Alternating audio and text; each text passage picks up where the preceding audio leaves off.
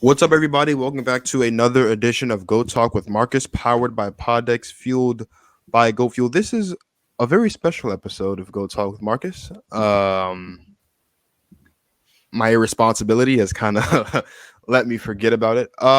This is episode 150 of the pod. It's been an amazing journey from episode 1 to episode 150. I'm appreciative to all of you that have been here from episode 1, and you guys know how terrible those episodes were. So thank you for sticking by until we get to so we can get to this point. You look at this, you see you've got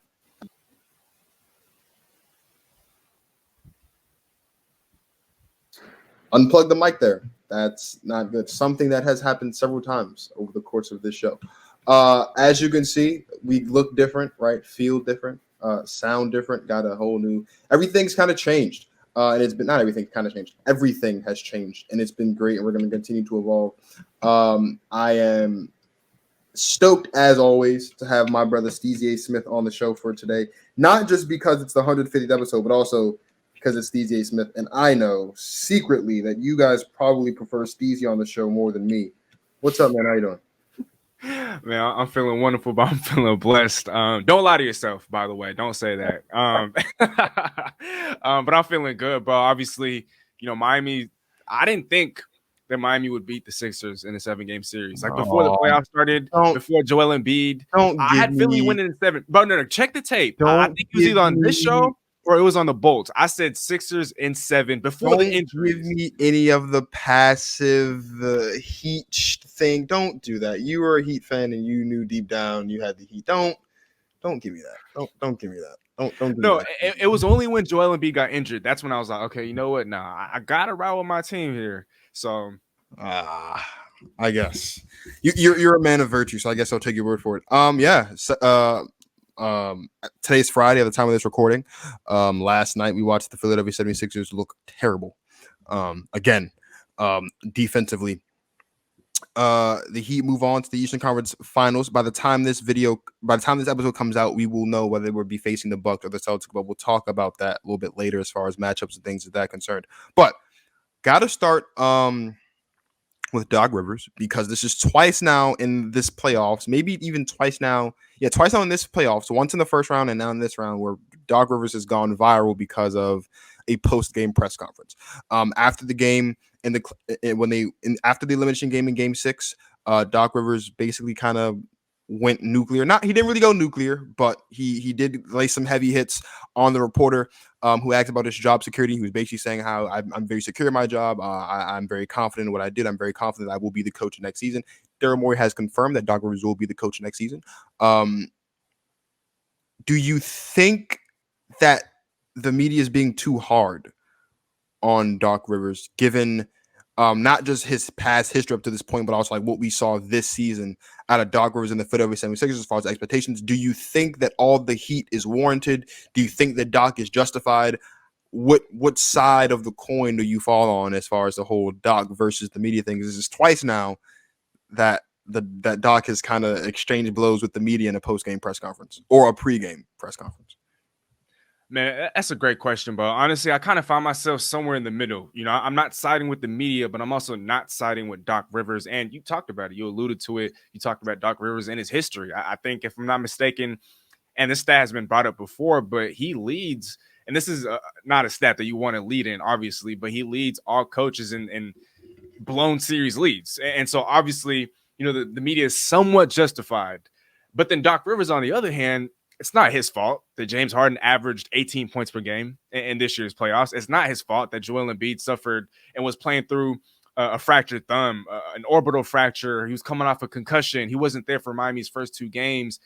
I mean, that's not his fault. You know what I mean? And the fact that Philadelphia didn't have as much depth after trading for James Harden, that's also not his fault. I understand it's his job to maximize and optimize what he has available to him as far as depth, rotations, lineups, the players that are available to him and whatnot. But at the end of the day, he's not on the floor. And I didn't really see any sort of breakdowns, from a schematic standpoint. I didn't see Philadelphia imploding in that regard. It was really just James Harden. Yes, okay, Joel Embiid is right. He's not the Houston James Harden. He's more of a playmaker, and so we're not asking him to be the Houston James Harden. But then again, I saw a tweet, and this was real funny because they talked about how Philadelphia traded away Ben Simmons because Ben Simmons would shrink. and not shoot the ball. And James Harden kind of did the same thing. He had 0 free throw attempts, I think, in the second half. He only attempted 2 shots, and at times just looked very passive. And there was a reporter that asked him about, I forgot what the question was, but he basically responded by saying, we ran our offense, but the ball just didn't come back to me. That's not what I saw. There were a couple of occasions in where they were trying to get to James Harden. And I think you know what I'm talking about. There was that fast break or they were bringing up the court. Tyrese Maxey, he gives it to James Harden, and then Victor Oladipo, obviously comes out of nowhere, steals the ball, and then they're over here finger pointing, going like this, and it's just all bad. And so at the end of the day, I'm in the gray area just because, yes, Doc Rivers in his history, it might suggest that, but at the end of the day, he's not James Harden who's underperforming. He's not Joel Embiid who's playing through injury. He's not, on the floor with the team depleted of depth. And so I don't know. It's tough, but I'm gonna have to say I'm in the gray area. I'm in the middle right here. Okay, is James Harden? I don't know if maybe this is the James Harden fan in me, or what? But like, is James Harden really underperforming? Because this is nothing new. We sit and we've talked about James Harden, right? And I get it. James Harden has not been at all the lethal or prolific scorer that he was at one point in Houston. But he has 0 championships, no conference finals appearance, no NBA finals appearances to show for that. So clearly that style of play isn't conducive of winning a championship. And it's baffled me this whole playoff run how when he was in Houston, the one thing we always said was, oh yeah, James Harden's great in the regular season, but he just can't get over the hump in the postseason because of his style of play. But yet that's the style of play that we're all clamoring for right now. But we've already acknowledged that style of play isn't going to win you a championship. So that's number one. Number two, James Harden is a habitual playoff shrinker. He is a guy that in playoff moments or in playoff-like situations, i.e. his first game against Brooklyn in Philly, at home in Philadelphia, he shrinks. That's who James Harden is. We all know that. Why are we surprised at this point in James Harden's career? He's been in the league for 13 years at this point, if I'm not mistaken. Mm-hmm. Why are we surprised at this point in James Harden's career that this is what he's doing?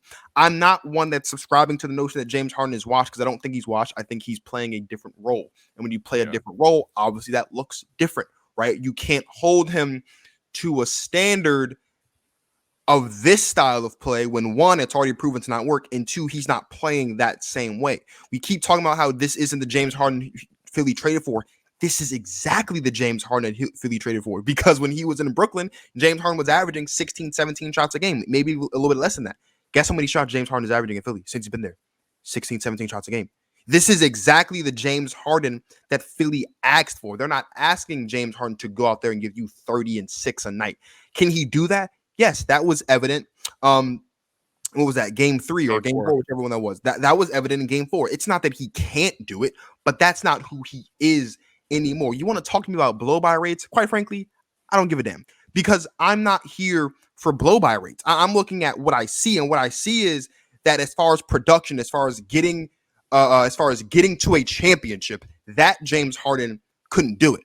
So to expect James Harden to now come to Philadelphia and go back to that 3 years older or 2-ish years older now is asinine. So I don't think James Harden is washed. I don't think James Harden is underperforming. I think we as consumers of the NBA, we just need to realize and accept that this is the new normal. This is who James Harden is. The quicker we can accept that, the quicker we can move on. There's nothing wrong with James Harden. There's nothing wrong with James Harden. We still have to remember he is coming off of hamstring injury from last season that he missed most of the playoffs with last season when he was in Brooklyn. We have to remember he has moved. Because of his own fault, he has forced his way out of 2 teams in the last 2 years. He's on his 3rd team in 2 years. Like, all of those things kind of matter. He's forced himself out of game shape and then back into game shape. All of those things matter. Now, if James Harden is still playing inefficiently and underperforming next season, then we can talk about him being washed. But right now, I just think it's too soon to say that James Harden is washed, because I don't think he's washed. I think he's just playing a different style of play. And this is the style of play that we have to get accustomed to. This is the style of play that's most likely going to get James Harden that elusive NBA championship that he's been looking for from the moment he rose to prominence and became the James Harden that we know that he is today? So I think I didn't mean to say that he underperformed. I think for me, what I was really trying to get across was he just looks very passive. I mean, 0 point. The Sixers were up, or they were down by 1, I believe, at halftime. And then in the second half, he's 0 for 2 from the floor. What is it? 3 assists and then 4 turnovers? And I understand I'm not expecting to see, 25 plus points a night. I'm just expecting him to not be as passive. He has to read the situation a little bit more. If Joel Embiid isn't 100%, if Joel Embiid can't be the MVP, because I believe he's an MVP, not Nikola Jokic, with all due respect, Joel Embiid was the MVP this past season. Obviously, he's playing with an orbital fracture in his face. He's playing with a fractured thumb. James Harden has to read the situation. Your best player, your big man, your MVP isn't the same. And so when you look at it, or when you look at it like that, right, he just has to be more aggressive. You can't come out and have 0 free throws, go 0 for 2 from the floor, 3 assists and 4 turnovers in an elimination game. You can't be that passive. Even defensively, he's very lackadaisical, very nonchalant. There's 0 effort. He's not trying. At least I'm seeing that he's not trying. And so I agree with you, bro. He's not washed. He's probably not even 100% healthy. And yes, he's a playmaker now, but at times he still has to show more than just flashes. He can't just have one game. Bro, he had one 30-point game in the entire playoffs. And his last 30-point game before that was back in March 29th. And so, yes, he's a playmaker now, but you can't just have spurts, especially when your best player isn't who he is. That just can't happen, especially not when you're the second highest paid player in the NBA at close to $50 million a year. That just cannot happen. And so if I'm James Harden, I don't even know if I want to decline that player option this year. I'm thinking about opting in, because if Philadelphia isn't all in on giving him that max contract, what team out there is? Yes, he's not the James Harden of old, but do you want to pay $50+ million a year, a 5-year, almost $300 million contract to somebody who's more of just a playmaker now, and who's going to be 33 years old? I don't know about that. And we're probably going to touch on that in just a little bit, but I think really where I'm coming from is he can't be that passive, especially in moments where they need him the most. That's when he's going to have to step up. I didn't see that. I mean, it's fair. I think, and you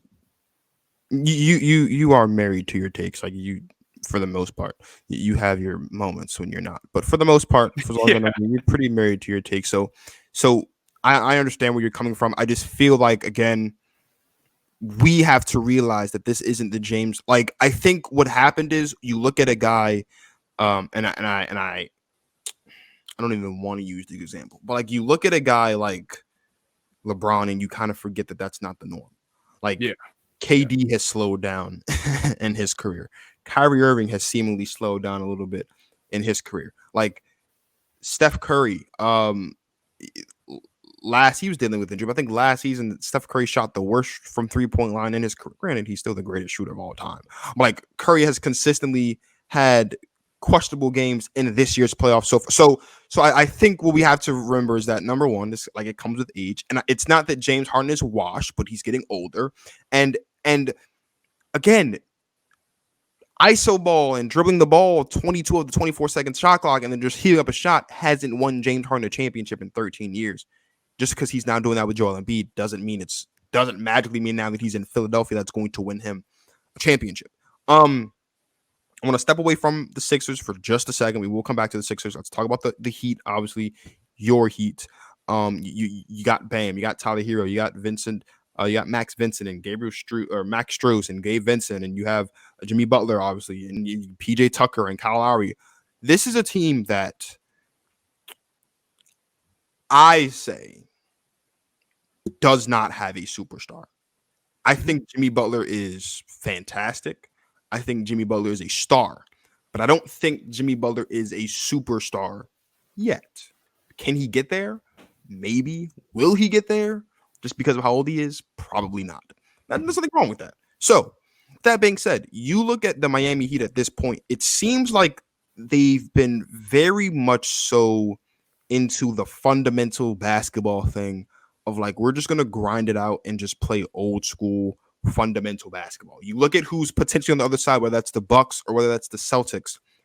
Is that going to work to get the Heat back to the finals? Because the last time the Heat were in the Eastern Conference Finals was in the bubble, and they were in the finals not long after that. So, Can they get back to the finals, whether it's the Bucks or the Celtics, playing this style of basketball? Definitely. Because I think with Miami, they could honestly, I mean, they could switch onto anyone. They could match up with anyone. When you look at their lineup, they're so versatile in their scheme. I mean, a Bam Adebayo could switch onto guards. Jimmy Butler, obviously, we all know how tenacious he is on defense. Kyle Lowry led the league in charges, or if not led the league, then he was top 2, top 3, despite missing a plethora of games. Everyone in the starting lineup is able to switch. And so I don't see Boston nor Milwaukee posing any sort of matchup problems for the Miami Heat. Miami's also, and I know depth doesn't matter nearly as much come playoff time, but Miami is so stacked. I mean, look, Kyle Lowry missed the last 3 games, and yet Miami still handled Philadelphia with relative ease. And so without their third best player, without their star, without their orchestrator on offense, Jimmy Butler stepped up. He's not a superstar, but he's literally in the tier right under superstar. Like, I'm not saying he's a top 10 player, but I think he's just on the outskirts. He's probably top 12, top 13. And with the way that he's elevated his play in the postseason, he's averaging about 30 points a game this postseason. And no one is talking about Jimmy Butler. And again, I'm not saying he's a superstar, but he's the closest thing to it. And when you have a guy like that, surrounding him with a head coach as great as an Eric Spoelstra, with as much depth as they have. They were the best shooting team during the regular season, shot 38% from 3 as a team, top 5 in defensive efficiency, top 5 in least amount of points per game allowed. And so he has shooters, he has depth, he has defenders, he has versatile guys, he has dogs, PJ Tucker with championship pedigree, championship experience. And so I think, yes, Miami can most definitely make a run to the finals just because of all the ingredients and everything that they have. They have everything that they need but a superstar, really. I'm gonna be so honest. And if you want to leave the show, that's perfectly fine. I'm more than equipped to do the rest of this show by myself.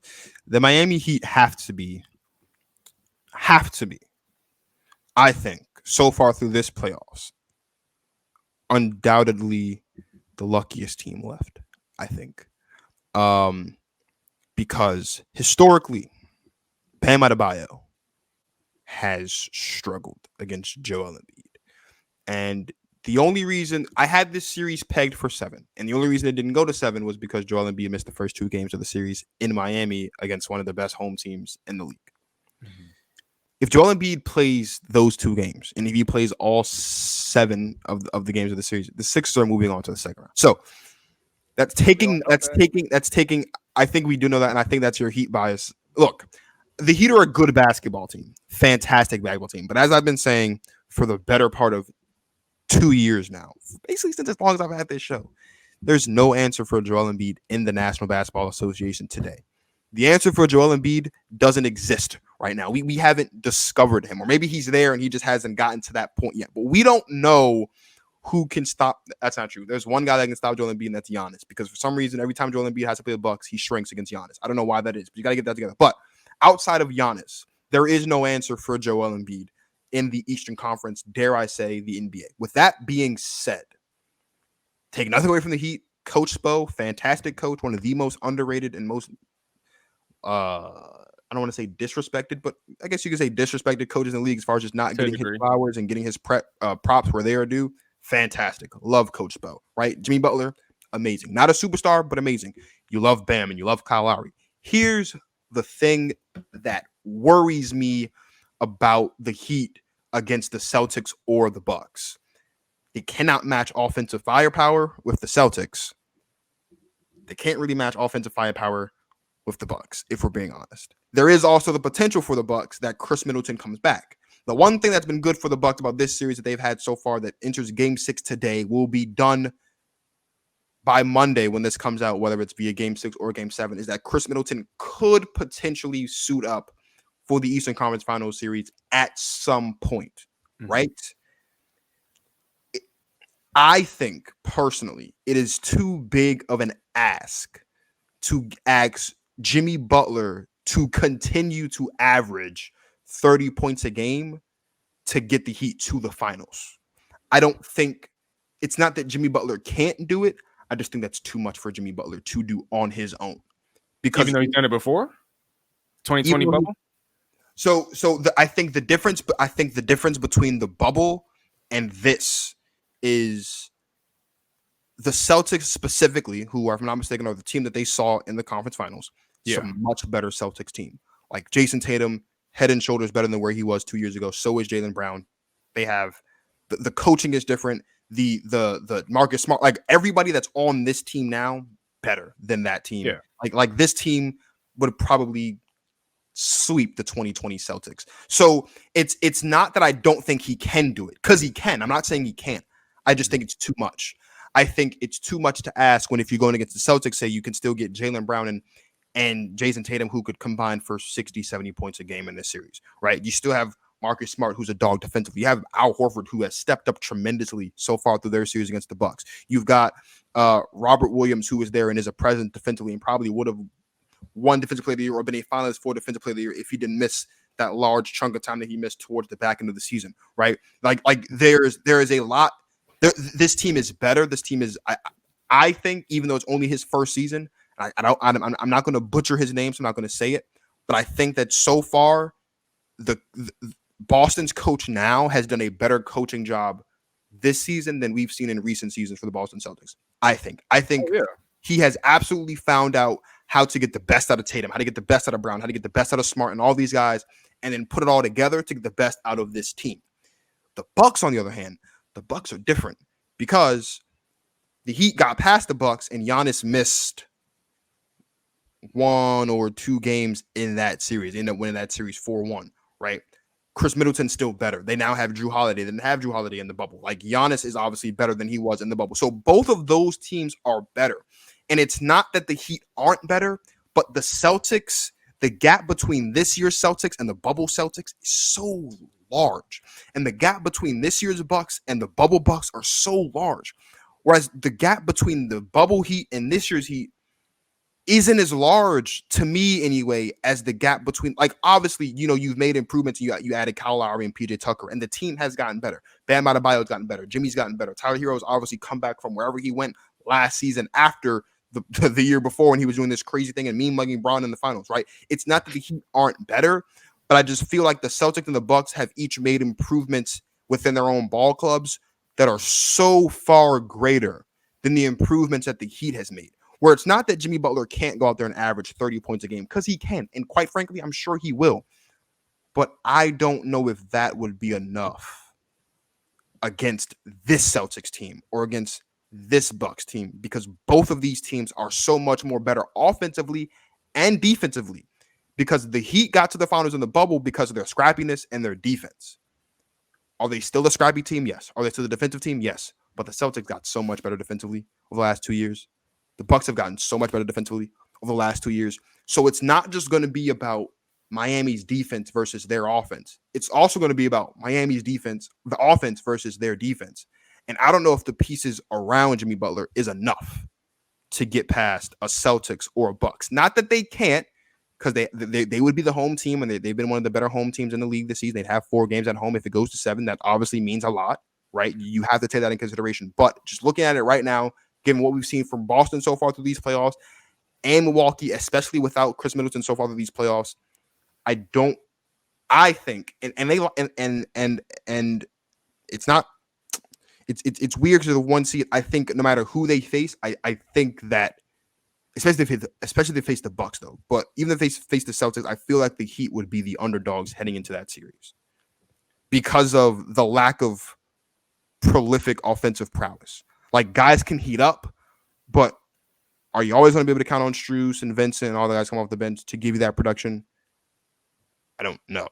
And that's why I say it's not that Jimmy can't, because he can. It's just, will it be enough? Because these two teams have done so much more. No, look, you might not believe what's about to come out of my mouth, but I agree with you. I don't think as far as star power and overall talent, I'm taking Milwaukee and I'm taking Boston. And at one point I was taking Philly, over Miami. And I understand, you talked about how Miami did get kind of lucky, and to a certain degree, yes, they did. But then again, when you look at how they played Joel Embiid in their last 2 Ws, they were swarming him in the paint. He wasn't even allowed to get the ball. He couldn't even get the ball because Miami wasn't playing behind Joel Embiid. They were playing in front of Joel Embiid, and they were double and triple teaming him. And so that's why earlier I meant to say, or this is why I said what I said. I talked about how we don't know that. if Joel Embiid was fully healthy. We don't know that because fair. Miami made the defensive adjustments necessary. And I know he wasn't 100%, so we didn't see the best version of a Joel Embiid. But when you look at the adjustments and the scheme change that Miami made and how they guarded an Embiid, he couldn't even get the ball. You look at the amount of post-ups that he had. I think in last night's game, he had the least amount of post-ups that he did all year long. And so even if he was healthy, if he just can't get the ball, then there's just nothing you could do about that. And so I think with what you were saying, going back to Milwaukee and Boston, I agree. Offensively and in terms of firepower, I'm taking a Jason Tatum, Jaylen Brown, Al Horford, and the rest of the guys that they have over there. I'm taking that trio over what Miami offers offensively. Same at Milwaukee, especially if Chris Middleton does come back. But we don't know if Chris Middleton is going to be 100% healthy. And we've seen Drew, he's come up big, especially defensively, but he's been inefficient. Giannis has been inefficient. Giannis went from shooting close to 60% from the field in the last two playoff runs to 45% from the field. It's like 44, 45, 46. And so his shooting has taken a dramatic fall. And yes, it's, obviously that does have to do with, Chris Middleton not being there. And so Giannis is taking more shots. He's taking more difficult shots and whatnot. But I just think that what Miami has is special. I mean, there's just something They are a special ball club. There's nothing not special about that team. That's what I'm saying. And so, I mean, that run to the finals in the bubble, it was improbable. And I think this year, them going, look, they are going to be the underdogs. And so I'd be surprised. I didn't peg Miami to reach the conference finals. Heck, before the playoffs even started, I didn't have them getting out of the semifinals. And so I'd be surprised. But that doesn't mean I don't think, and like you said, I don't think that they can. I think Jimmy Butler can elevate his game. And if he's able to guide and carry the Miami Heat past either one of these teams to another unlikely finals appearance, I think it's time to start talking about him as a potential superstar, maybe even as a top 10 player in the NBA, just because I don't believe James Harden's a top 10 player in the league anymore. And so obviously I think he loses his spot. I'm not saying he's washed. I don't think he's top 10 in the league anymore. And so I think by default, he loses his spot. That means someone else has to enter the conversation. And only if Jimmy Butler is able to carry this team to the NBA finals on another improbable run, that's when the conversation should start. So let's talk about the top 10 players in the league. And this was not on the show flow, but since we've kind of danced around it, I guess we should talk about it. So I feel like the top five are, no matter the order, undisputed. LeBron, Steph, KD, Giannis, Luka. I think I feel like those are the top. I don't think there's any discussion about that. You want to have Giannis first? Fine. Kate, like whoever you have in the order doesn't matter. But I think undisputed, those are the five guys that are the best at this. And we're seeing Luka do it. And it's dude, Mavs in 7. But this is the Heat show. I really hope so. So now here's the thing. Are we going to include guys like Dame, who missed time in the season because of injury? Are we going to talk about guys like Kawhi, who missed the entire season? Because if Kawhi, if we're basing it off of just this season, then I can see the argument for Jimmy Butler being in the top 10. I can, because those are two guys absolutely that were hurt, don't have a spot. We're going to talk about the totality. If everybody's healthy, right? You got those 5 guys. You have to put Kawhi in there. I think not Jimmy Butler. Jason Tatum has shown this season that he's absolutely top 10 player in the league. I still think Chris Paul is a top 10 player in the league. Okay. So we're at, what is that? We're at 8 now. Mm-hmm. I'm put Dame in there because we're talking about. Dame still deserves his spot in the top 10. So that's 9. So now we're looking at guys like, now we're looking at your Devin Bookers and your Ja Morant, your Paul Georges, your Trey Youngs. Is Jimmy Butler better than Trey Young? I think so. Is he better than Ja Morant?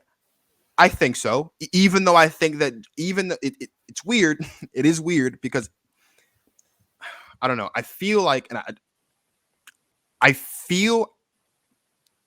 know we universally acknowledge Ja Morant as a superstar because he is a superstar talent. Mm-hmm. But for me, and maybe this is just me, and if I'm in this boat alone, it's not an aggressive take. This is just my personal opinion. Mm-hmm. I feel like you got to be a certain age to be a superstar, because you have to have seen enough, and you have to have performed enough at a superstar level to you know what I mean. Like, so is Luka a superstar? I think so. I think Luka's the one exception. Okay, I was gonna say because he's like our age, or I think he's my age. He's like 23. But the reason why Luka is the exception is because we've seen him do it. You know what I mean? Like in the playoff, he hasn't up until this season. Although he's up until this season when he's finally won his first playoff series. Like he still performed. No one has averaged more points in a playoff game in the history of basketball than Michael Jordan. And most people acknowledge Michael Jordan as the greatest player to ever step foot on a basketball court. Now, that's not true. It's LeBron James. But point is, like, Michael Jordan is Michael Jordan, and that is who he is, right? He averaged, I think, 33 points per game all time in the playoffs, and Luka's at like 32.4 so far, based on like incredible. He's a top 3 shooter all time in the playoffs as far as 3-point percentage. I think he's literally only behind Steph and Clay. And that makes sense because those are 2 of the greatest shooters of all time. And I think he might actually be ahead of Clay as far as 3-point percentage, if I looked at it correctly. He's in the top 5 as far as assists. Like he is a true playoff performer. So Luka's the one exception because of how young he is and because of any given year. I think Luka's an MVP candidate, 100%. Ja, I love Ja, and Ja is insanely talented, but we haven't seen Ja at this level consistently long enough. This is only his first year that we can look at him as a true superstar guy. If you want to put him in that conversation, that's fine. He's a superstar talent. And I'm not going to say you're wrong for saying that. But I said that to say, I'm going to say that Ja is the 11th best player in the league. I think that you can make a legitimate argument at this point that you look at a guy, you could still make an argument that someone like Paul George is maybe better than Ja Morant. I think you could make an argument legitimately that even a Jimmy Butler is better than Ja Morant. So Jimmy, as great as he is, he definitely has Jimmy Butler is 100% top 15. That's for sure. There is no denying that. Jimmy Butler is top 15. But, and again, if you're basing it just on this season, absolutely, Jimmy Butler was a top 10 player this season.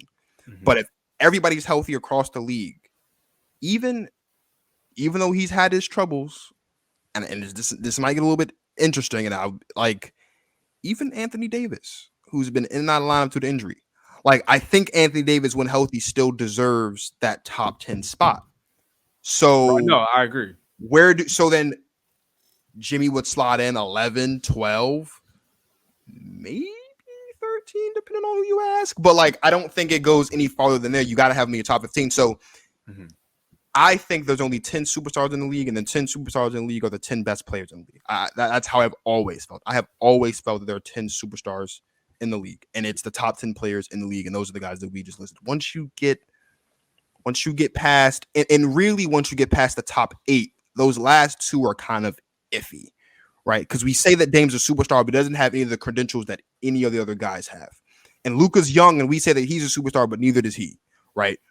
And we call Paul George a superstar, but he doesn't have. So like, those are the 3 guys that like don't have the MVPs and the scoring titles and the championship, but we still, right? But we still look at them as as superstars. So I think there is definitely a case to be made that as Jimmy continues in this playoff run, there is no denying that Jimmy is one of the best players in the league. There is no denying that. But I just don't think he's a superstar just yet. And he's older than most, so he might not ever get there. That's 32. Fine. There's nothing wrong with that. He's 32. He might not ever get there, but he definitely has the heart of a champion, the wheel of a champion, the drive of a champion. Like, those are the things that really, I don't care if Jimmy. I don't think Jimmy cares if people think he's a superstar. No, he just and rightfully so. But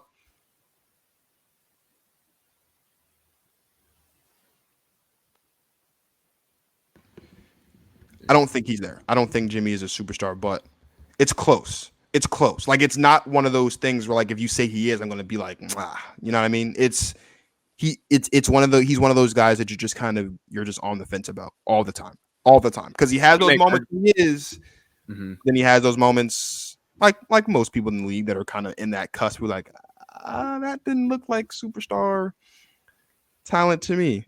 And you could point to last year's first round sweep, actually, at the hands of the Milwaukee Bucks. Jimmy Butler had a couple of subpar is being generous, a couple of horrific performances. Yeah. I mean, I remember a game where he had 11 points. And I was just like, what is going on? And he was very passive. Not to be disrespectful, but he was like a James Harden at times last year. Like, he just didn't want the ball. He didn't want to score. He was very passive.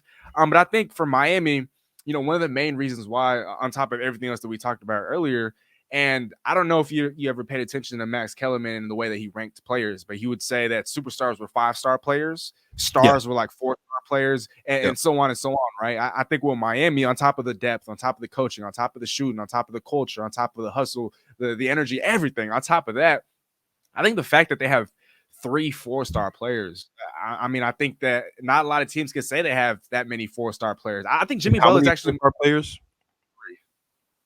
I think Kyle Lowry's a 4-star because he's an all-star in this league. Bam Adebayo, he would have been a defensive player of the year candidate if he hadn't missed 26 games. He's been an all-star in this league. Jimmy Butler, I think a 4.5, not a 4, not a 5, but he's a 4.5-star player. And so I think when you add up those stars, I mean, Miami has some stars, on their side, even if they're not top tier, superstars. But these guys are like, lower tier stars, with Jimmy Butler being the highest.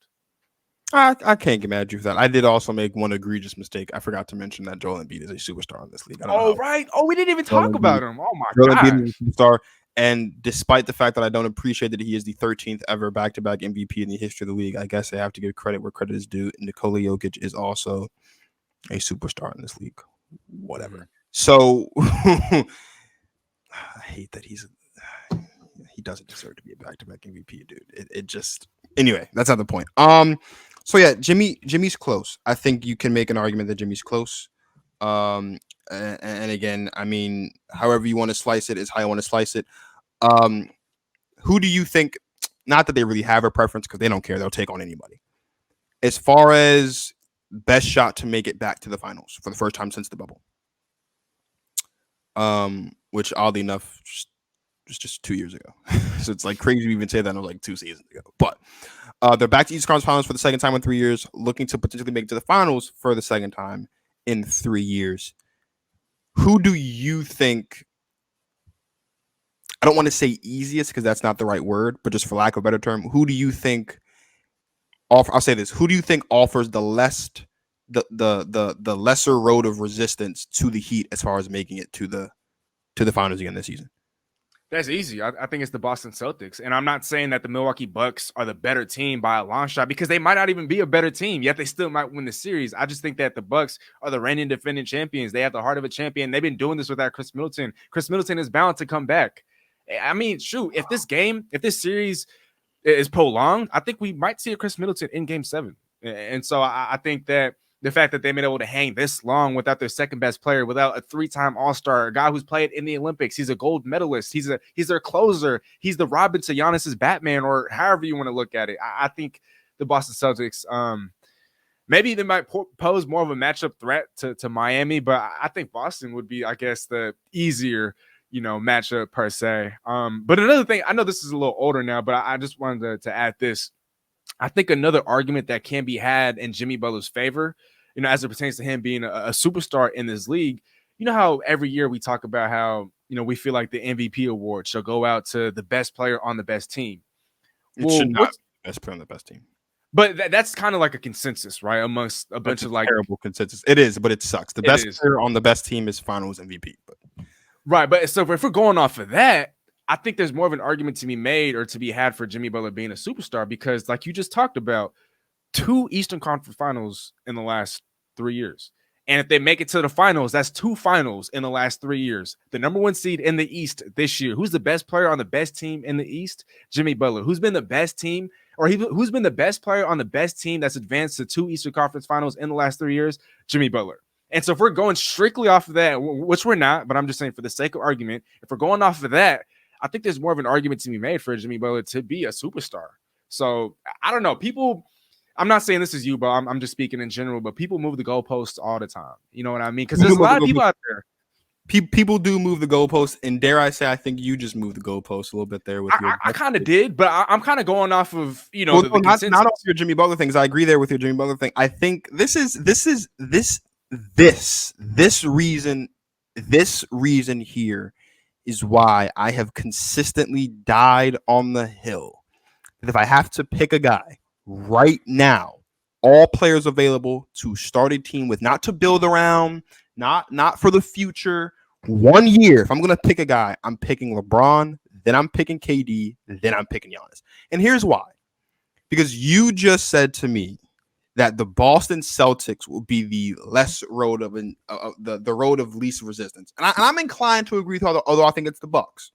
But you said that you're surprised that the team that apparently has the best player in the world has hung around this long with the Boston Celtics. If Giannis is the best player in the world, shouldn't the Bucks have been hanging around this long with the Boston Celtics at this point? I understand, and I understand how important Chris Middleton is. I've been saying it all postseason long. It's the reason why I have the Celtics in 7. Like, and even if Chris Middleton was here, I'd still have Boston in 7 because I think they just. I don't want to say the Bucks don't want it, but I feel like Jason Tatum and Jaylen Brown and those boys want it just a little bit more. And sometimes that's the difference. Like, you can tell that they're hungry. The Bucks, they've been here before. They're playing basketball. They're used to this. The Celtics, have they been here before? Yeah, but not this version of the Celtics. Anyway, if you want to say that Giannis is the best player in the world, I won't knock you on that because that's not a terrible take. I personally don't think that he is, but that's fine. That's fine. You want to say he's the best player in the world, whatever. If Giannis is the best player in the world, he should still be hanging around, shouldn't he? Like, because he's the best player in the world. And it shouldn't matter that his Robin or his second guy or his sidekick, whatever you want to call Chris Middleton, isn't there. So as much as I want to, as much as I think that there's a valid argument to be made that maybe the Bucks or maybe the Celtics offer the road of less resistance, I'm going to say it's the Bucks. Because if you get the Celtics and the Heat, what I can guarantee you is that series is going to 7. And I'd bet every dollar I got that series goes to 7. That's number one. Number two, most importantly, the Celtics and the Heat match up outside of offensive firepower very similarly. The same way that you talked about earlier, how the Heat can switch with everybody, the Celtics can do it too. The Heat Celtics series would probably mirror what we're seeing right now between the Warriors and the Grizzlies. Just straight up scrappy, physical, nasty, old school, flagrant foul filled basketball. Now, hopefully it's not filled with flagrant fouls, but it'd be a really, really, really down and dirty game, series. I don't, and not dirty in a bad way, but dirty like it's going to be ugly wins all the way through. The Bucks, number one, this is a team that the Heat have seen last season in the postseason. It's a team they've seen the year before that in the postseason. There's an air of familiarity between the Heat and the Bucks, right? The Heat and the Bucks don't match up that well. It's not that it's not supposed to they don't match up well. It's that Giannis is going to be Giannis. Like, Giannis is going to do what Giannis is going to do, regardless of what everyone else around him is going to do, and he can will you to a win. We've seen that a couple times so far through the course of this playoffs. We've seen that a couple times specifically in this series against the Celtics. But Giannis is the best player in the world, or so I've been told. And I have a hard time believing, unfortunately, that even though he is the best player in the world, him not having Chris Middleton means a lot. Because unlike with Jimmy, where you can rely on Bam to give you a solid, even at his worst, Bam is going to give you some type of double-double or very close to it, right? Even at his worst, Tyler Hero is going to hit threes when he has to. Even at his worst, Kyle Lowry is going to be a dog defensively, and he's going to facilitate, and he's going to make those effort plays. Even at his worst, PJ Tucker is going to do the same thing, and the bench is still going to be the bench. But with Giannis, you know what you're going to get from Giannis. We just talked about earlier, Jrue Holiday's been very inefficient offensively. He's made some good stuff. He's made some great plays defensively, but he's been very inefficient offensively. You cannot rely on Grayson Allen as much as you think you can. I love Bobby Portis. I enjoy watching Bobby Portis play basketball because it's great. But against this Heat, I don't know if you can trust Bobby Portis to give you that same amount every single time. Same thing with Brook Lopez. Same thing with like Pat Connaughton and Don. Like, and it's not that those guys aren't talented. They are the champions, and you have to respect them for that. But the supporting cast, the others around Jimmy, I think, outweigh the others around Giannis so much so where it's really going to take a Herculean effort for Giannis, I think, to make it past the Heat, especially if Chris Middleton doesn't come back. If Chris Middleton's there, then absolutely I agree with you. The Celtics would be the road of least resistance, 100%. 100%. But based on right now, because we don't know that Chris Middleton is coming back, if I have to assess it right now, I'm going to say the Bucks offers the road of least resistance because the Celtics are going to play hard. They're going to fight until the very end, just like they've done in the first round series, just like they're doing so far against the Bucks. And should they move on in 7, like I expect that they will, that's going to be a very difficult series, I think, for the Heat offensively and defensively. Real quick, I just want to say, I think with and this is a little older now, but I think with what you were saying about how I shouldn't be surprised because I believe that Giannis is the best player in the world that they're hanging around. I think it's because Giannis is constructed differently as a superstar. Like we talked about, he's not the closer on his team. And yes, he's gotten better at being able to create his own shots. But I just think that, come the fourth quarter, one of the reasons why he's inefficient is because we all know what he wants to do offensively. He just wants to take it to the hole, whether he's going to use a sidestep, whether he's going to post up.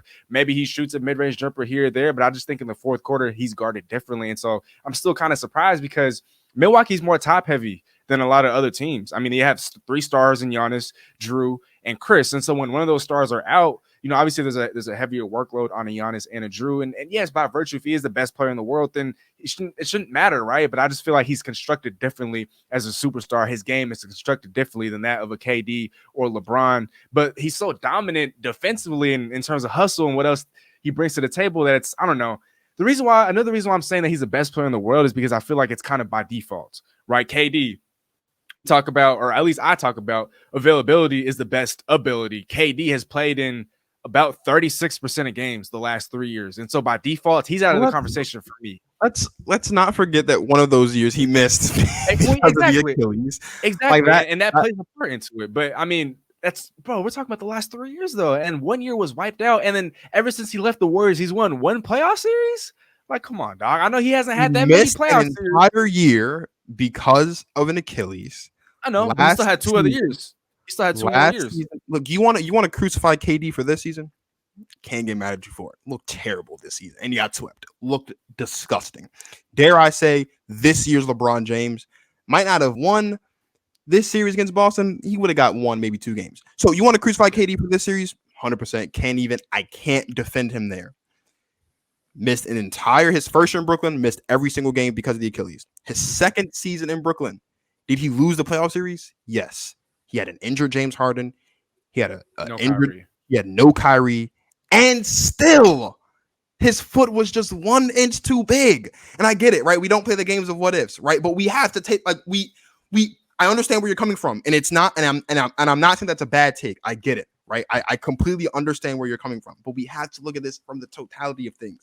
The only series where I really look at and I say, yikes, dude, this looks bad, is this one. Because he is, in my opinion, still one of the 3 best players in the world. And he got swept off the floor by a team that, while they were the higher seed, probably weren't the better team as far as talent, offensively, and as far as superstardom, and as far as coaching, right? So this first round series being swept, disgusting. There is no defense. The first 2 years, I'm going to fight you on it, and I'm going to fight you tooth and nail for it. And that's fine. But and to add to what happened this year, he also had a superstar by his side. I don't think we've ever seen a top 3 player in NBA history with a superstar by his side just get swept. Because we talk about, and Stephen A. Smith actually has talked about this before, how if you're a great player, if you're a superstar, even if you're going up against a team that is worlds of talent above you, you should be able to get 1 game. Allen Iverson comes to mind, 2001 against the juggernaut that were the Lakers. The Sixers had no business winning a game, but Allen Iverson AI was just that good. And KD, if he's the best player in the world and you have a superstar by your side, even if you have no coaching, you got to get at least 1 game, dog. That's fair. Yeah. At least 1 game. Yeah. And with Bron, he just hasn't been able to stay healthy. I'm not even looking at him and his teams missing the playoffs. I'm not even really factoring that. He just can't stay healthy. And that's not his fault, obviously. KD same, but it's just what we've seen and what we haven't seen in the last 3 to 4 years. And so by default, Giannis is the best player in the world. But if KD and Bron were healthy, then I probably wouldn't be saying that. But they just haven't been able to stay healthy. So that's why I'm saying Giannis is the best player in the world. But it's kind of like by default. It's not really me saying definitively, oh, he's the best player in the world. It's kind of by default. This is what I'll say, and then we'll wrap up. And I've always felt this way. This is nothing new. I've said this several times before. This may be my first time saying it on this show, and I apologize for that, people. But I've said it to friends. I've said it to family. I've said it on other people's shows, especially to one Justin Marble. So I hope you're listening very carefully. To me, in order to be, this is the wrestling in me, right? Ric Flair, long time, love Ric Flair, 16-time world champion, 22-time if you count other promotions. But the one thing Ric Flair always said is, to be the man, you gotta beat the man, right? If you think that KD is the best player in the world, okay, we saw Giannis beat KD in the playoffs last season. That's fine, I give you that, right? There's a lot of people also that think that LeBron might, when healthy, still the best player in the world. That's fine. To me, and this is just me, and I don't think this is a tall task for a guy who has all the accolades that Giannis has. And so this is how I feel. This is where I'm at mentally with it, okay? Giannis gets past KD in the playoffs. Giannis gets a chip with Braun on the other side of the floor. I can't say he's not the best player in the world. I can't not say he's the best player in the world. I can't. LeBron James has had a stranglehold on the NBA Finals for a decade. In 13 days, I'll be 19, right? So for just about half my life, LeBron James had a stranglehold on the NBA Finals, okay? The last time Giannis was in the finals last year, but there was no LeBron. He was hurt. He was dealing with injury. AD was dealing with injury. Lakers got bounced out of the first round. Fine. That's not their fault. You do what you got to do. That's not Giannis' fault either. Okay. I give you that. This season, because of injury, because of terrible roster construction, the Lakers didn't make the playoffs at all. So we haven't seen on the biggest stage where we know Braun going to show up. We haven't seen, and we know Giannis going to show up based on what we saw last season. We know he'll show up. Not saying that he wouldn't. We haven't seen those. We haven't seen that, right? And so because of that, for me, Giannis beats Braun and KD in the playoff over the course of the playoffs. That point, then I'm just hating, and I'm not hating on him now. I don't think that the argument for Giannis being best in the world is crazy. It's not crazy. I just think, given the same opportunity, given everything that KD has gone through the last couple of years, dealing with injury, dealing with James Harden being hurt and then forcing his way out, dealing with Kyrie being hurt and then being in and out of the lineup and then also playing inefficiently. Again, the sweep, you can't justify the sweep. The sweep is defenseless. That, you talk about a black mark on a career. That is going to be the black mark on KD's career. If he hasn't, if he doesn't have one already, that is going to be it. And if you want to say that at first it was blowing the 3-1 lead to the Warriors, well, this is just usurped that as the biggest black mark on his career. 100%. Can't deny that. And there is no defending it. But Giannis beats KD in the Eastern Conference playoffs. Giannis gets LeBron in the finals and beats LeBron. Then you can look at me and I won't have any protest to Giannis being the best player in the world. And it's not if that never happens. If that never happens, well, I'm glad you said that, because there was a point in time when Kobe, I think there was a point in time when Kobe was at the top and LeBron was coming up, and we never got that. But what did Bron do? Bron just kept going, and eventually it was just undeniable. There's going to be a point when it becomes undeniable, even if we never get it. And I think that could potentially happen. Kobe was at the top as Bron was coming up, and we kept getting close. We kept getting close to it, and we never quite got it, right? Like, Bron goes to the Heat in 2011, right? Goes to the finals. Who just won the chip the year before? Kobe. And we all thought we were primed for a Lakers Heat series in the finals, and we would have loved to see Bron and Kobe go at it. And we didn't get that. But what did Bron do after that? Oh, well, he just went on to win 2 straight championships after that and just dominated the league, right?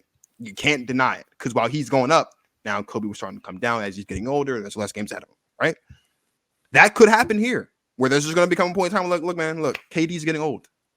Bron is old, getting older. That could happen. And if that never happens, then that's probably going to be the trajectory. But while there's still a chance for that to happen, that's what I'm saying. I'm saying if there is any way that you can definitively say, no matter what, no argument, because there are people out there that don't think that he is. And I'm one of those people. And it's not that I don't like Giannis. I just have my preference. That's fine. But if there's one way that you can shut down an argument for sure, just beat the 2 guys that are your biggest competition. Then you can't say, then there's no denying it. That's all.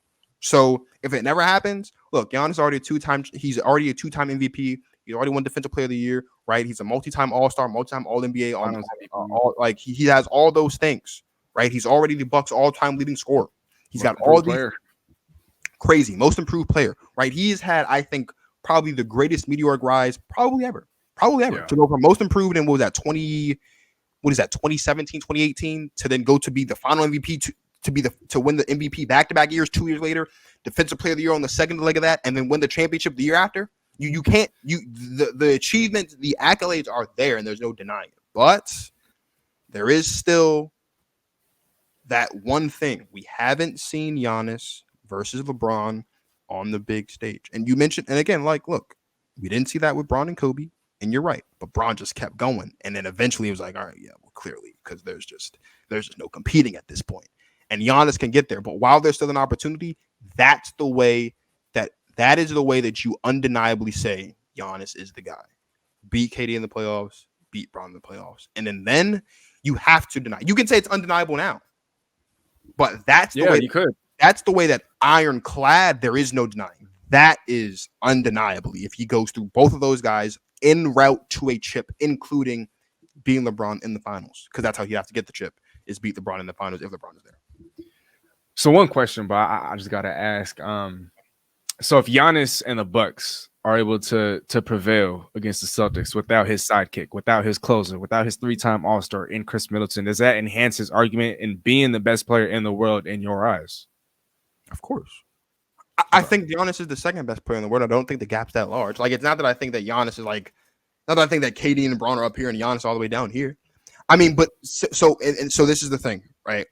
Because then this whole conversation, it's gone beyond now just this season and just current. Now you got people saying, oh, Giannis could potentially surpass KD all time.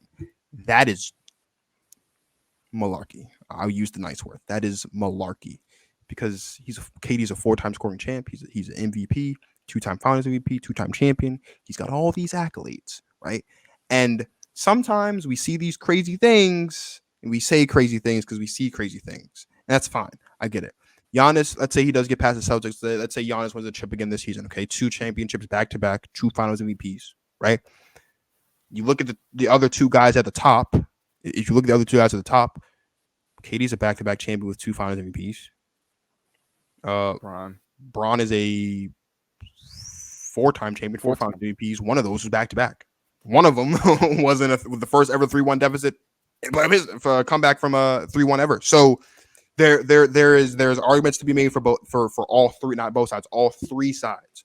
Which is why it's like, if someone comes to me and says LeBron's the best player in the world, can't get mad at you for that. He's been the best player in the world for 10, 15 years, whatever. You can't get mad at that. You want to say KD's best player in the world? You can make the argument KD's been the best player in the world since 2018, would still be the best player in the world if he never got hurt without Achilles. You could make that argument, and it's not a crazy thing to say.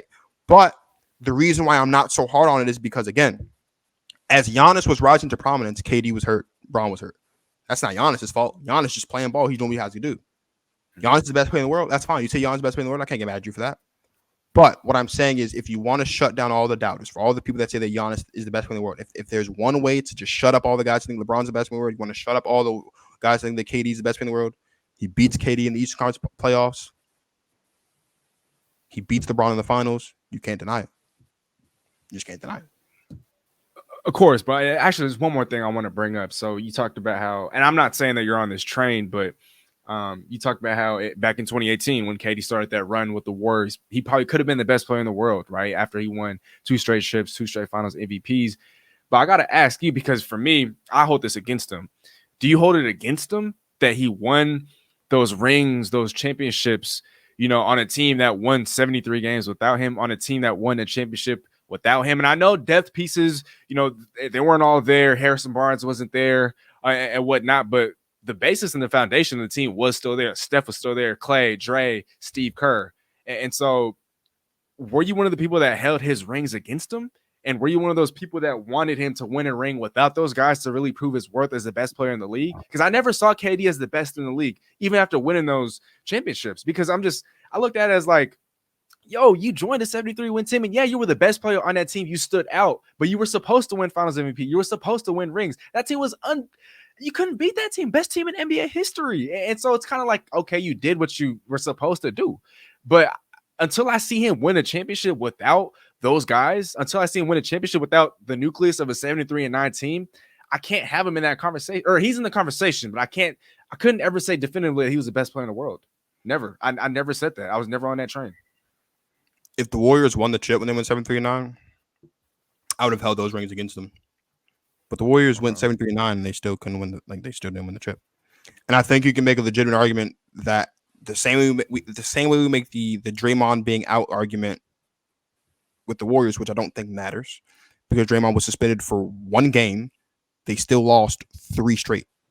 Yeah, I true. don't care that Draymond Green missed game 5. You still lost game 6. You still lost game 7. So that argument means nothing to me. There is a legitimate argument to be made, however, though, that the Cavs, if they weren't in with their injuries in 2015, they would have won the chip in Yeah. 2015. That is the argument that I look at. And so, because of that, this is what I say. Do I think that the rings don't matter? No, because a ring is a ring, and all we're ever going to see is KD, the 2-time champion. Not going to hold the rings. Was I against the move in the beginning? 100%.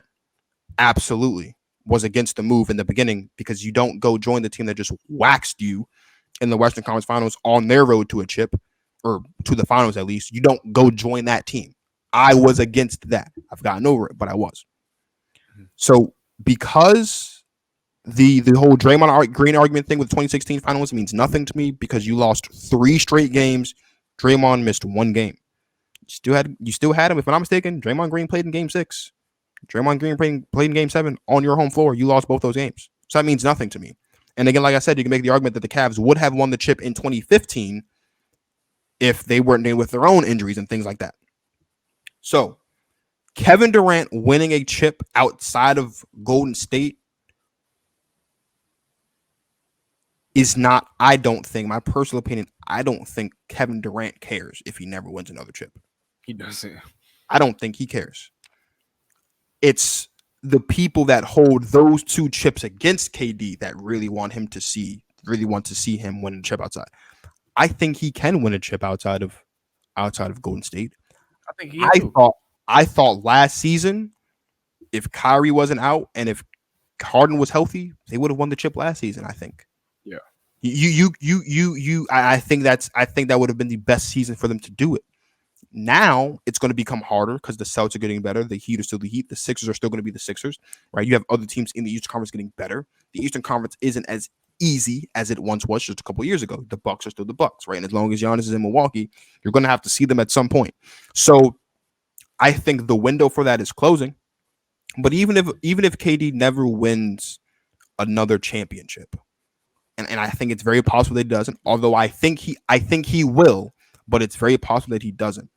Even if Kevin Durant never wins another championship, you still can't deny that Kevin Durant was, and I will die on this hill, the best player on 2 championship winning teams that won the championship back to back.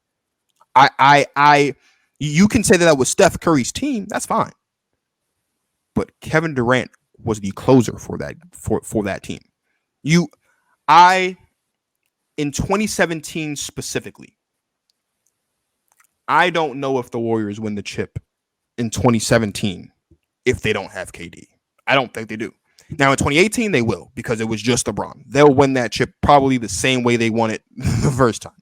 They will win that chip in 2018. But in 2017, without KD, I think the Cavs go back to back. 100%. I think the Cavs go back to back. Kevin Durant was the difference in 2017 for me at least. Because I think they still had Kyrie at that point. They still had Braun, they still had Caleb, they still had Kyrie. So KD was the difference in 2017. No KD, I think the Cavs go back to back in 2017. You can make could make an argument that maybe Kyrie's still there in 2018, but I think that's a little bit of a stretch.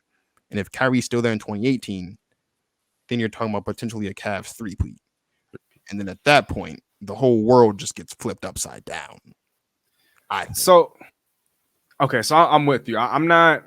He was the difference maker, right? But that team, even without him, was still good enough to go to the finals. And so when you add any star, even a superstar, a guy as good as a KD, it's almost like they're just guaranteed to win. You know what? KD, you cannot put, my personal opinion, you cannot put a non-top 5 player on that team and they win a championship. I don't care who it is. But they went to the finals without KD though. They had 3 All-Stars already. They lost. That's my point. And they still lost. They still lost. But you're saying that if you add a star to that team that already went to the finals, that they wouldn't win with the star? No, because they had stars in 2015 when they won. They had stars in 20. The if I'm not mistaken, in 2015 when they won, they had what 4 or 5 starters or 4 or 5 all stars or something like that season. Yeah, Iggy, Yeah, Clay, that Trey, was Steph. that was the first time since the Hawks when the Hawks were running roughshod in the Eastern Conference as the best. I mean, they weren't really running roughshod, but they were the best in the Eastern Conference. Regular The season first wise, time, yeah. yeah, that was the first time since the Hawks that one team put 4 or 5 guys in the All Star game. So it's not that they were bereft of talent, and it's not that they wouldn't have had a chance. But when you look at KD, Clay, Steph, Draymond, whoever you want that Iggy. fifth guy to be, Iggy, those 5 guys undoubtedly in 2017 would have beaten LeBron James and Kyrie Irving. 100%. Those 5 guys, 1,000%. Any guy that you put in the top 5 that season would have beaten LeBron James and Kyrie Irving. Why? Because you've got 2 top 5 guys on the same team. If you take a top 5 guy and a 6 to 10 guy on that team with another top 5 guy and a 6 to 10 guy, it's a toss up. It doesn't really matter. Even though they still have, you have your Clay and you have Draymond, and you've got Steve, like that is literally just in a way, to me anyway, a toss up. Because the scales aren't so, like, you look at the roster and like, oh, there's no way Steph, Clay, Dre, and KD lose this championship. And they didn't, because they weren't going to. There was no way they were going to, unless the Cavs could have brought in another top 5 guy to join LeBron and Kyrie. The Warriors weren't going to lose that chip. There's no way. You take a 6 to 10 guy and put him on that team with another team that has a 6 to 10 guy and a 1 to 5 guy. It's easy. You can make your argument at that time too that you can say that Clay was another 6 to 10 guy. So they got 2 6 to 10 guys to LeBron and KD with only 1 6 to 10 guy, or LeBron and Kyrie with 1 6 to 10 guy and 1 top 5 guy. You can make that argument. That's fine. And if you want to tip the scales in the Warriors case, that's fine. But again, this is what I say. We keep harpering on the 73-9. That's phenomenal, right? That's great. No one's won more games in the history of basketball in the regular season than that team. You can't take that away from them. But we keep talking about this whole Draymond Green thing, as far as Draymond Green missed 1 game. They still lost. They still lost.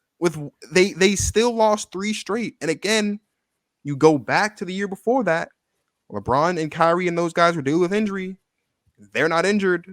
I think the Cavs win the chip in 2015. I think they win the chip in 2016. So you have to put a top 5 guy on that team for that team to win the championship, because that's the team that you look across from. And the Warriors should have been 0-2 against the Cavs heading into 2017. Not 1-1 split. They should have been 0-2 against the Cavs heading into that 2017 finals. So I don't know if a 6 to 10 guy puts it over the edge, because the Cavs stayed essentially the exact same through 2 years. Should have beat you the first time, beat you the second time, even though you were missing one of your guys, even though he did come back and play those last 2 games, they still beat you. So that's how I look at it. You got to put a top 5 guy on that Warriors team for that Warriors team to beat the Cavs, because the Cavs had your number basically twice in a row. Would have had it for 3 times. Top 2 guy, because that's what KD was. But I'll just say this last thing for me. I know what you're saying. I'm just playing devil's advocate. Lost my train of thought here. Let me see. Oh, look, okay. I wanted to clarify, because I'm not taking KD's rings away from him. I'm just saying, as it pertains to the best in the world conversation alongside LeBron, alongside of Giannis, that's when I got to kind of pick apart those rings. But as far as his standing in NBA history, as far as his resume, I'm not going to be one of those people that puts an asterisk by his rings. I'm not going to do that. And I'm not going to say that he's not a 2-time champion. I'm not going to say that, I'm not going to put him above this player because he didn't earn his rings. I'm not going to say that. I think when all is said and done, if he were to retire today, he might just be a top 10 player of all time today. If you were to retire, possibly, potentially, I think there's an argument to be made, not definitively, but I think there's an argument to be made in that regard. So I'm not that, but I just wanted to clarify that. I just think as it pertains to this argument, that's when I would have to pick apart the rings. But as far as his resume, I'm not going to take that away, because like you said, that's forever embedded in history, right? And so, and then one more thing, I think with what you were saying about Draymond, yes, it was just 1 game, but some would say that momentum, plays a huge role or somewhat of a role. And momentum does play a role, and I'm not going to deny that it doesn't play a role, right? But are you gonna tell what they dropped? KD or Kyrie and LeBron both dropped 40 plus in game 5. 41. You're going to tell me Draymond's there and they're not still going to go 40 and 40? I find that hard to believe. I still think even with Draymond there in Game 5, the Warriors, the Cavs win Game 5 Oh yeah, because backs against the wall. Yeah. the Cavs were just that good in Game 5. They were just that good. On the road in Game 5, you put up that performance. Doesn't matter if Draymond's there. You're going back home. LeBron James losing a closeout game at home with the momentum from Game 5. I don't think so. So we still, even if Draymond never gets suspended, we still found ourselves right back in Game 7. Mm-hmm. That's the only argument you look at and say, okay, well, maybe if Draymond's there, but like even still, it's just so hard. I am one of those people that truly believe Draymond's never suspended. They still win the chip that season. And him being suspended doesn't matter because he was suspended one game. You had to win. The Warriors had to win one game of 3 to win the chip. Mm-hmm. They lost 3 straight. Draymond was suspended for one game. That doesn't matter. Even if Draymond is there, LeBron and Kyrie on the road dropped 40 apiece, came back. So they still would have had the momentum. Even if Draymond was there, they still would have had that momentum. Even though you can say obviously he was their best defensive player. Draymond stopping Kyrie and LeBron from dropping 40? Nah. Love Draymond. Think he's great. I don't think so. So they still would have had the momentum going into Game 6 at home in Game 6. I still have them winning Game 6. And then in Game 7, maybe you say, okay, maybe it's different. But even still, again, Draymond was there for Game 7. So Game 7 probably would have happened just as it happened. So the whole the 3-1 deficit would have been overcame regardless, whether Draymond missed that Game 5 or not. Which is why I say, again, that's the definitive one. You look at the year before that, you can, again, like I've been saying all this time, make a legitimate argument that the Cavs would have won that first chip if I think it was Kyrie and Caleb were in deal with injury in the course of that over the course of that series. So you're going into a situation now where this is a team that should have beat you the first time, embarrassed you the second time. You can't just bring in a 6-10 guy and win that chip against that team that's basically owned you through the first through 2 times. Down 2 times around the track at this point. Smoked you 2 times. Not literally smoked you, but you know what I mean? Like, they were the better team twice around the track. The Warriors got the better than the first time because of injury. The Cavs were the Cavs. They got the job done as expected. Like, it's just really hard. It depends on who that guy is you throw in there. But the other thing, too, is, and I don't know if you agree with this or not, I think KD was the only guy in the league at that time that you look at top from 1 to 10 was the only guy that could have fit in that system without having to drastically change who he was. Because KD didn't have to. KD just dropped right into that system. KD still got to be KD. We don't always get to see that. And that's the other thing, too. We don't always get to see superstars go join another superstar and they play the game the same way. Just look at James Harden with Kevin Durant and Kyrie Irving in Brooklyn. Just look at James Harden right now in Philly. Just look at AD and LeBron James, Russell Westbrook and LeBron James. Just look at Kyrie and KD right now in Brooklyn. You don't always get to see a superstar go join another superstar and one of those guys don't give up something. You can even look at Chris Paul and James Harden in Houston. Like, James Harden didn't get to play the way he wanted to play before Chris Paul was there. That was like, there was still some sacrifice there. KD, you took him off of Oklahoma, you put him in Golden State. He didn't have to change anything. He still got to he was still able to be the most lethal 7-foot scorer we've ever seen in the history of the game because he's not that good of a facilitator. He can move around without the ball in his hands. He doesn't need the ball in his hands to get his shot. And if he does have the ball in his hands, he can create his own shot. All of the stuff he's doing in OKC, he got to do in Golden State, and it was just simply just a plug and play. Like my microphone. You plug it up and you work with it. That's all KD was a plug and play for the you can't do that with, say, Kawhi. You can't do that with Kawhi. You would have had to alter something because Kawhi is not that lethal offensively, right? You're not going to take maybe Russell Westbrook play in that position because now you've got an issue there with the point guard position. So you can go down the list of whoever you thought was top 10 at that time in the league. KD was the only guy I know for a fact. KD is the only guy you put on that team and it works. And that's why I say anybody not named KD or not in the top 5, the Warriors wouldn't have won the chip in 2017. 2018, maybe, because by that time it was just LeBron and a bunch of JV basketball players. No disrespect to those guys, but they were all very young, had no experience whatsoever, except for, like, I think maybe Jay Crowder. Relatively speaking, too, of course. Yeah, so like that's it. So they would have won the chip even if they didn't have KD, I think in 2018. But in 2017, they needed KD to win that chip. And I will die on that hill. And that's why I say that 2017 chip is what made KD the best player in the world. Because there's no one else in the world that the Golden State could have called on to get them that championship. It had to be Kevin Durant. Now, we have not only gone way over the time, not that there's a time frame, but we've not gone way over the time of what we usually do. We've also shifted way off gear of what we were really talking about, which is fine. It's the 150th episode. I guess that kind of thing just kind of happened organically. Whatever. Real quick though, before you go, I know this episode will be posted by Monday. By then, all of the remaining series I think will be over. I'm predicting they'll be over. So, number one, who are the Heat going to see in the Eastern Conference Finals? And then number two, who are the two teams advancing to the Western Conference Finals by the time this is out on Monday? I think the Heat are going to be playing the Milwaukee Bucks. I think Milwaukee, they get it done tonight, which is Friday, May 13th, or Friday the 13th. Actually, I think the Bucks get it done at home. The Bucks get it done at home tonight. They eliminate the Boston Celtics en route to a matchup or another rematch of a Bucks and Heat series. I think that's going to be the Eastern Conference Finals. And I know you didn't ask for it. Maybe you did, but I think my Western Conference is going to be between the Golden State Warriors, and I predicted the Suns would outlast the Mavericks in 7, but I'm rooting for Dallas hard. I want to see Luka in the conference finals. And so I'm going to pivot away from my initial prediction. I'm going to say Dallas. I'm going to say Dallas and Golden State in the Western Conference Finals, and I'm going to say Milwaukee, Miami in the Eastern Conference Finals. This time last year, or a little bit after this time last year, I made it very clear that the Suns were probably not going to make it back to the finals. The Suns are not going to make it back to the finals, dude. I got the Mavs and the Warriors. Luka Doncic is that dude. It really is. Big win in, what was that game? Was that game 5? That was game 6. That was game 6. I don't know, whichever game it was. Huge win. They'll go back. I think that was actually game 6 because I was in Dallas. Yeah, that was game 6. So we got a game 7 on Saturday, so tomorrow. But again, it'll be Sunday. done by the time, or Sunday. My bad, Sunday. So game 7, I'm going with Luka and the Mavericks. And I think even though they got whooped, spanked, down by 52, 30. down by 52, insane. End up losing by, I think you're right, end up losing by 40, actually. End up losing by 39 points. Terrible, terrible basketball.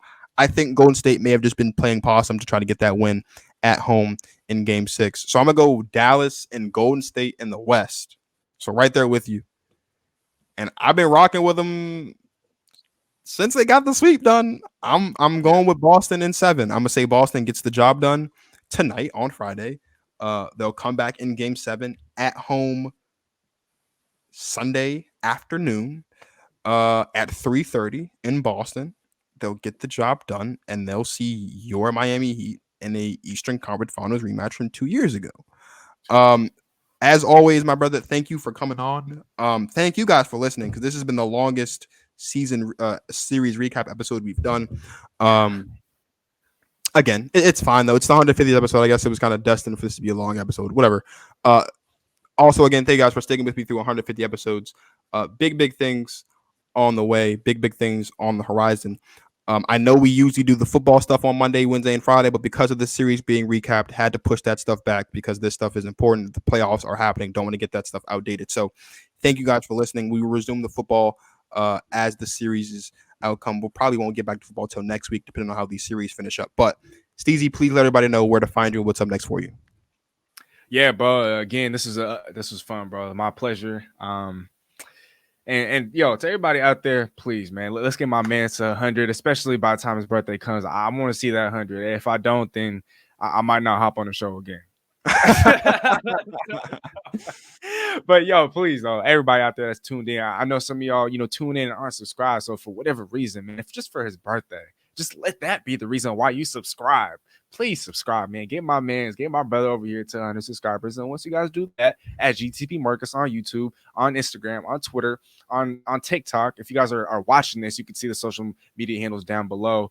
Go do that. And once you go do that, then if you want to, you can find me primarily on YouTube, but I have been working on Instagram and Twitter. I will be on TikTok soon. I don't know when, but sometime soon. You can find me at Steezy A Smith, SteezyASmith. And like Dwayne talked about, we are in the heat of the playoffs. And so I'm kind of taking a break. Well, I'm not taking a break, but I'm kind of shifting a little bit away from the draft profiles that I was supposed to do. And I've been leaning more towards NBA. I do want to have an NBA roundtable sometime next week. And so definitely be sure to expect that. Dwayne will be on there. Hopefully we can work out, something according to his schedule. And so, definitely be sure to look forward to that. And, love y'all.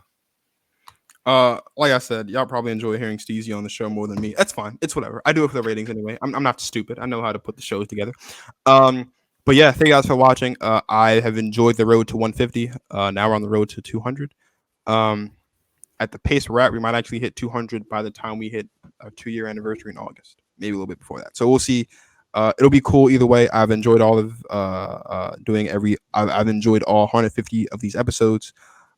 We've got like 150 more and then some in the tank. So please make sure you follow, subscribe, click the notification bell so you don't miss any new episodes. Make sure you subscribe to my man Steezy A Smith. And also September 1st, 2022. Mark it on your calendars. I'm not going to tell you why, but circle it, star it, heart it, box it, set alerts, alarms, whatever you got to do. September 1st, 2022. We're gonna shake things up a little bit. So definitely been a lookout for that. So from my man Steezy A Smith, it's Marcus of Go Talk with Marcus signing off. Thank you guys for watching, and as always, you guys enjoy the rest of your lives.